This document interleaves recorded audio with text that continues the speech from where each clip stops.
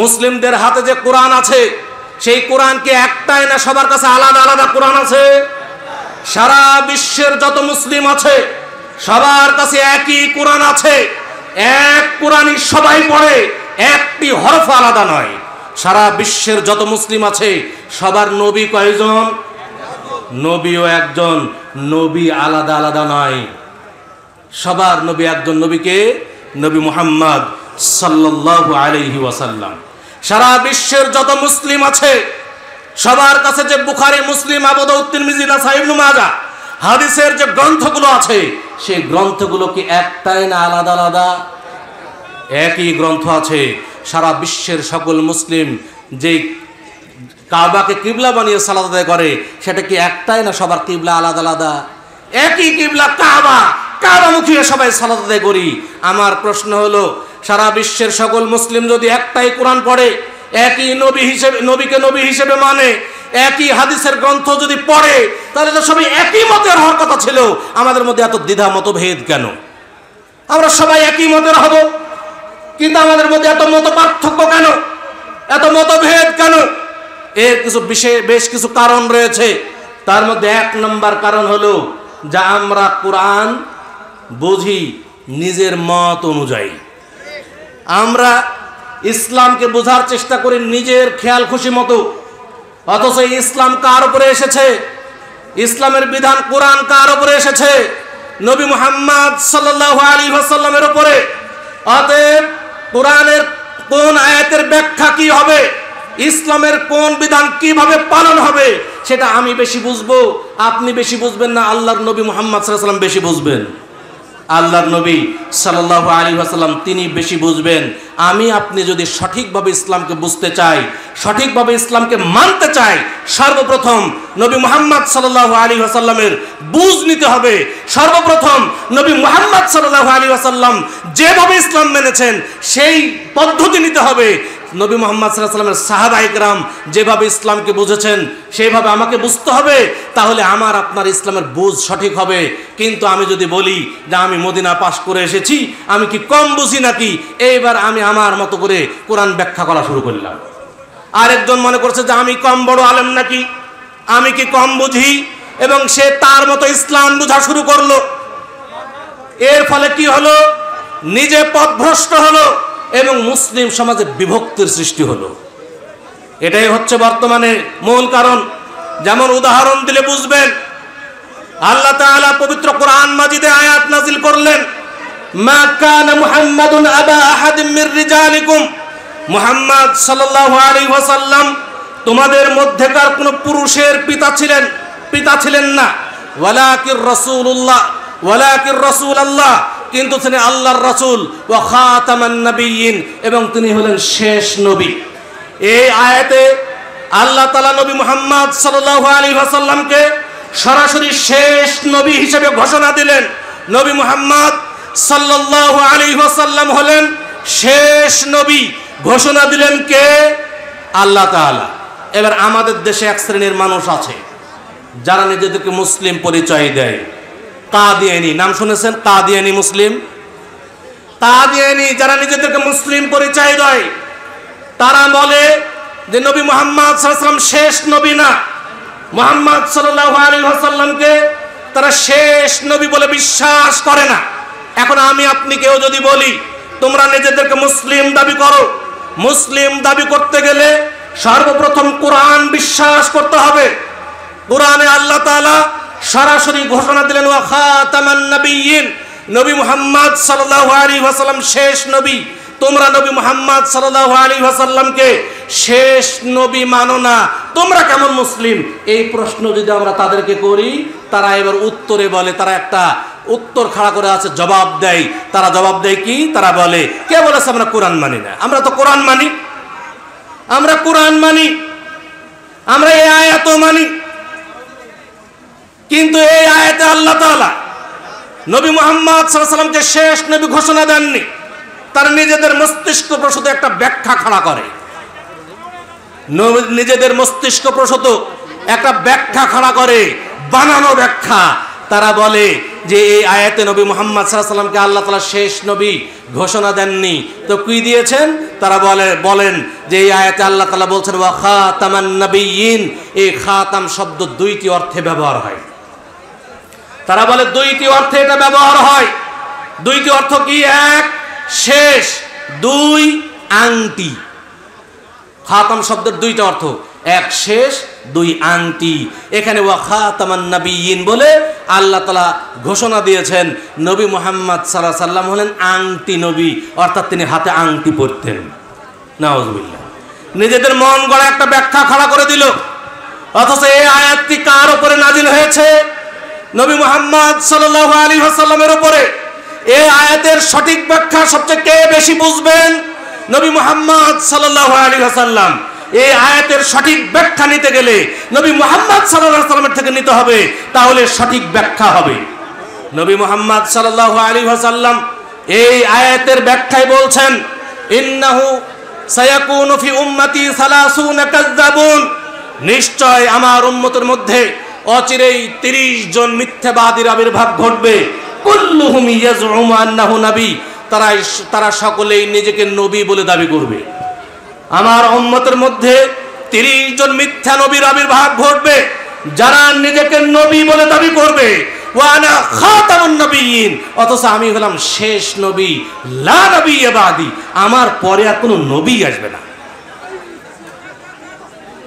দেখেন এখানে কি ব্যাখ্যা দিলেন আল্লাহ তাআলাও বললেন ওয়া খাতামান নবিয়্যিন। খাতাম শব্দের ব্যবহার করলেন। নবী মুহাম্মদ সাল্লাল্লাহু আলাইহি ওয়াসাল্লাম এই হাদিসের মধ্যে বলেন ওয়া আনা খাতামুন নবিয়্যিন। এখানেও খাতাম শব্দের ব্যবহার করলেন। এই খাতাম শব্দের অর্থটা কি সেটা তার শেষ বাক্য দিয়ে প্রমাণ দিলেন। নবী মুহাম্মদ সাল্লাল্লাহু আলাইহি ওয়াসাল্লাম তার শেষ বাক্যে বললেন লা নবিয়্যা বাদি। আমার পরে আর কোনো নবী আসবে না। এই বাক্য দিয়ে তিনি প্রমাণ দিয়ে দিলেন নবী মুহাম্মদ সাল্লাল্লাহু আলাইহি ওয়াসাল্লাম শেষ নবী, আংটি নবী নন। এই সমস্ত কাদিয়ানীরা যদি এই আয়াতের ব্যাখ্যা নবী মুহাম্মদ সাল্লাল্লাহু আলাইহি ওয়াসাল্লাম থেকে নিত, তাহলে তারা পথভ্রষ্ট হতো না এবং মুসলিম সমাজে নতুন এক পথভ্রষ্ট ফেরকার আবির্ভাব ঘটতো না।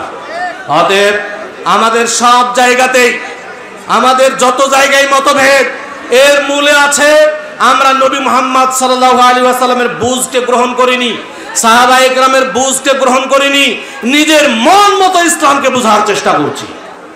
সম্মানিত উপস্থিতি, আজকে দেখেন আমি বলছি যে অবশ্যই ইসলামকে সঠিকভাবে বুঝতে গেলে আপনাকে আমাকে নবী মুহাম্মদ সাল্লাল্লাহু আলাইহি ওয়াসাল্লামের বুঝ অনুযায়ী বুঝতে হবে। আর নবী মুহাম্মদ সাল্লাল্লাহু আলাইহি ওয়াসাল্লামের বুঝ নিতে গেলে আপনাকে অবশ্যই হাদিসের গ্রন্থগুলো খুঁজতে হবে, হাদিসের গ্রন্থগুলো খুলতে হবে, তাহলে নবী সাল্লাল্লাহু আলাইহি ওয়াসাল্লামের বুঝ পাবেন। আজকে আরেক নতুন এক ফিতনা আমাদের মাঝে এসেছে। নতুন ফিতনাটা কি? নতুন ফিতনা হলো হাদিস মানার দরকার নাই, কোরআন মানলেই যথেষ্ট। এই ফিতনা আপনাদের মধ্যে এসেছে না আসে নাই?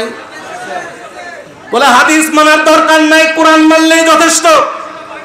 আমি বলবো যদি কেউ অন্তর থেকে এই বিশ্বাস পোষণ করে যে হাদিস মানা প্রয়োজন নেই, কোরআন মানলেই যথেষ্ট, তাহলে সে নিঃসন্দেহে কাফের হয়ে যাবে। হাদিস আল্লাহর ওহী, কোরআন ও আল্লাহর ওহী, হাদিস ও আল্লাহর ওহী।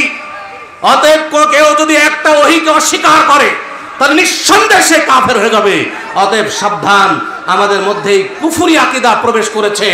অনেকেই তাদের এই ষড়যন্ত্রের কবলে পড়ে কুফরি আকীদা পোষণ করছে এবং ইসলাম থেকে খারিজ হয়ে যাচ্ছে।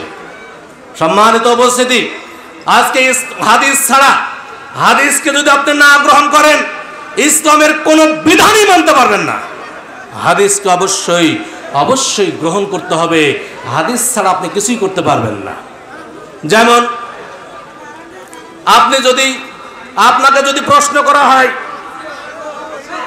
ভাই কেউ কথা বলবেন না প্লিজ, সবাই দয়া করে বসে পড়ুন অথবা দাঁড়িয়ে থাকুন, কিন্তু পরস্পরে কথা বলবেন না।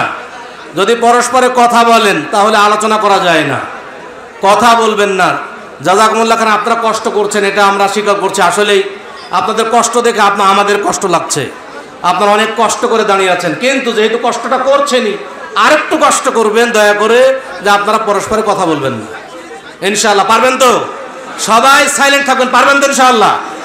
এবং আমার পরে আরো বড় বড় ওলামায়ে কেরাম আছেন, বিশ্ববরেণ্য ওলামায়ে কেরাম আছেন, তাদের আলোচনা আপনারা মনোযোগ দিয়ে শুনবেন, তারপরে এখান থেকে যাবেন ইনশাআল্লাহ। এবং আলহামদুলিল্লাহ বৃষ্টি থেমে গেছে, আল্লাহর রহমত আমাদের উপর আসবে ইনশাআল্লাহ। আল্লাহ তুমি এই আকাশকে পরিষ্কার করে দাও, আমাদের ভাইকে আরো সুন্দরভাবে বসার তৌফিক দান করো। সম্মানিত উপস্থিতি, আমি যেটা বলছিলাম, আপনি যদি হাদিসকে না মানেন, আপনি কোনো কিছু ইসলামের কোনো বিধান মানতে পারবেন না। ধরেন আপনাকে যদি প্রশ্ন করা হয় যে কুকুরের গোশত হালাল না হারাম, আপনি কোরআনে পাবেন কুকুরের গোশত যে হারাম এটা কোরআনে নাই, এটা হাদিসে পাবেন। আপনাকে যদি প্রশ্ন করা হয়, আল্লাহ তাআলা বলছেন উহিল্লাত লাকুম, আল্লাহ তাআলা বলছেন হুররিমাত আলাইকুমুল মাইতা, তোমাদের জন্য মৃত প্রাণী হারাম করা হয়েছে। আচ্ছা বলেন তো, মাছ মারা গেলে খাওয়া যায় কি যায় না? যায়। কোরআনে আছে? কোরআন দিয়ে কোনো প্রমাণ করতে পারবেন যে মাছ মারা গেলে খাওয়া যাবে? প্রমাণ করতে পারবেন না, বরং এটা হাদিসে এসেছে।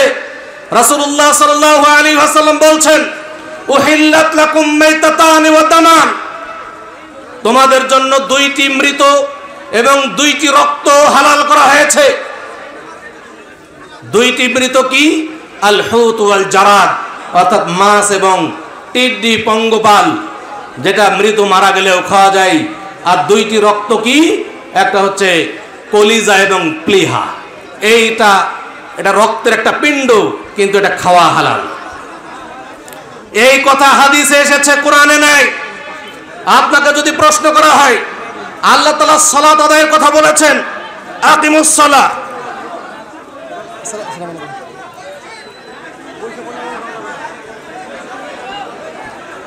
আপনাকে যদি বলা হয় আল্লাহ তাআলা কোরআনে সালাত আদায়ের কথা বলেছেন, আচ্ছা সালাত কিভাবে আদায় করবে, এটা কি কোরআনে এই পদ্ধতি বর্ণনা করা হয়েছে?